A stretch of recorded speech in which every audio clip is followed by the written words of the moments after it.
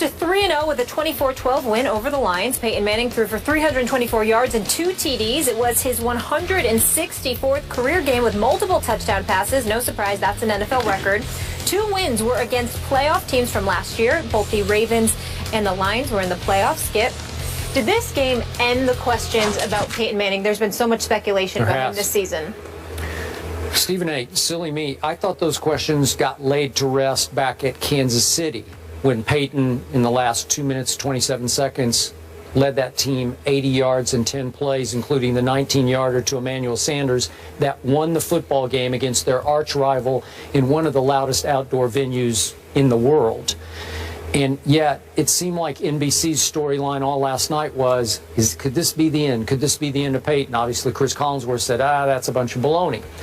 Well, it sure looked like a bunch of baloney to me last night, because clearly Peyton won the power struggle with Gary Kubiak, so they went all shotgun last night. Now they're back to the running game that carried that team. Remember down the stretch last year when Peyton clearly was hurt, starting with that St. Louis game that you've talked about so many times, then the San Diego game at San Diego. They just ran the heck out of the ball down the stretch, and it carried Peyton through his obvious injuries. Well, now the running game's pretty much disappeared. Now it's all Peyton. 31 out of 42 for 324. I realize it's the Lions, but they just banked another big road win to me. And as Peyton pointed out, it's not the same Lions as last year, but they were in the playoffs. They did lose to my Dallas Cowboys at Jerry World. And the point is, they've beaten Baltimore, even though Baltimore might not be Baltimore. They were a playoff team last year in Kansas City. So they're off to a pretty great start. And Peyton's, look, he looks as effective to me as he has ever looked. I never worried about his arm strength because he never had much to begin with. I don't know what the problem is. He still looks like Peyton Manning to me at age 39. Skip Bayless, I agree with you, but I totally understand why there are question marks about the Denver Broncos. Over the last 3 years under Peyton Manning, they've been in the top 3 in terms of points scored. Last year, they were the #2 ranked offense in all of football, putting up 482 points. This year, over the first 3 games of all the teams right now that are 3-0, they've got the second least amount of points at 74 to the Carolina Panthers. That's number 1. But also, Denver somewhat reminds me of Baltimore. Certainly Flacco is no comparison to Peyton Manning in my opinion, even though they both have the same amount of Super Bowl victories. They do. But the flip side to it is that just like Justin Forsett has lost his game and can't seem to run the football for the Baltimore Ravens, C.J. Anderson ain't doing it for the Denver Broncos. Is that him or the line? Well, it could be the line. It could be the line. But at the end of the day, we have to look. We have to look at what you have. Now, the line obviously was formidable. They've changed bodies, like 3 or 4 different dudes on the offensive line. You're absolutely right. So you got to take that. And I appreciate that. Thank you. So you got that going on. But ultimately, at the end of the day, even when there was some question marks due to injuries in the past with the offensive line last year, we looked at a C.J. Anderson. The year before that, it was Monty Ball, and I forgot another name escapes me. I got brain lock right here, right now. But no Sean Moreno. Right. So you've got that going on. So you had all of that. They were running the ball relatively effectively. That's not happening right now. Okay. But I will say that that's the problem, and I think that's the question mark of why people are looking at Peyton Manning. But I agree with you. I think it's much ado about nothing because he can still do it. The biggest what I took from last night's game, the Detroit Lions. It was a competitive game, 14-12 at one point, and I still wasn't interested, and I couldn't figure out why. And then, bam, it hit me. And Ndamukong Suh being gone from that defense, that mystique is gone. They're ranked 25th defensively, 27th against the pass, 20th against the rush. Nothing nasty at all about their defense. That's a problem. That in combination, there is just... Megatron is no longer Megatron. Not that guy. He's not that guy. We've been talking about Dez Bryant, Antonio Brown, Demaryius Thomas, Julio Jones. We used to put Charles Johnson, Megatron, in that category. He was #1. Well, he was the guy. And I'm saying, I loved watching I'm in no way saying that he's finished. I am saying that the first 3 games of this season has told us that he is out of that category. You know, I've come to the belief that Megatron made Matt Stafford. And I didn't used to think that, but Matt Stafford could just fling it up in the air. He looks ordinary now. Yeah, he looks ordinary now. All right, moving on, you guys. You mentioned Miami. Buffalo crushing their AFC rival Miami on their home turf. Up next, we're going to discuss that. That seat is getting hot down there in Miami for Joe Philbin. Will they be calling for his job? We'll tell you if it's on the line. That's coming up next on First Take.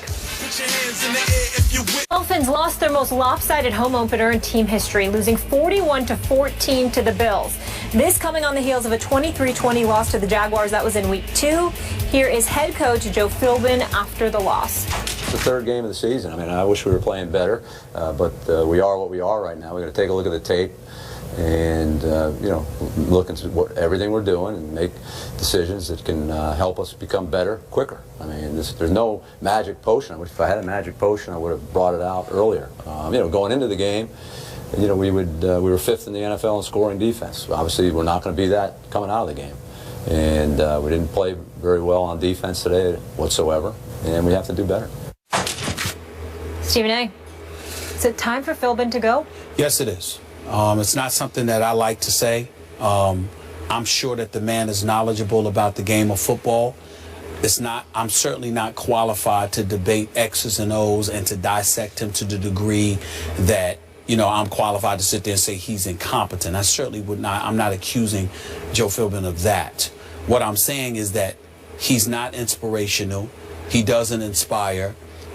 This team has never been 8-8 under his stewardship. This is his 4th season. He was 7-9 the first year, 8-8 the second year, 8-8 the third year, and now here they are. They have looked bad all 3 games, including their opening victory of the season against the Redskins. I just look at him. They're uninspiring at all. Now, everybody's been pointing the finger at Ndamukong Suh. I see effort. I see him I'm seeing them get double-teamed. I'm seeing them get triple-teamed. I thought Cameron Wake would do a better job playing alongside him on the line. That isn't taking place, and they absolutely positively can't defend against the run because they're ranked 30th in rushing. And Tyrod Taylor and those boys did their thing. But Philbin got out-coached yesterday.